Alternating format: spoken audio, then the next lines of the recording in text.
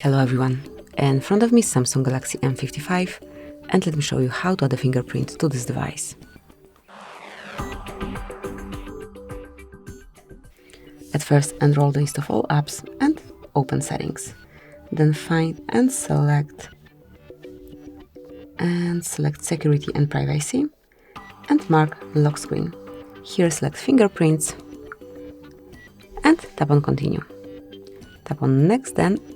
And at first we need to set some backup to fingerprint. It can be PIN code, password or pattern. Let me provide pattern. Tap on continue, then re-enter it, confirm.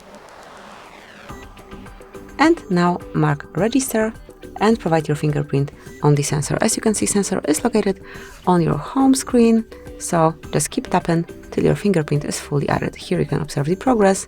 Lift your finger up and then place it on the sensor till it is fully registered.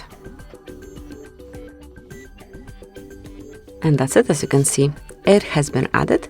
Click on done, and from now on you can unlock your device either with the backup pattern that we set or with this fingerprint. Let me just grab a phone like this. And this is it. Thank you for watching. Please subscribe our channel and leave the thumbs up.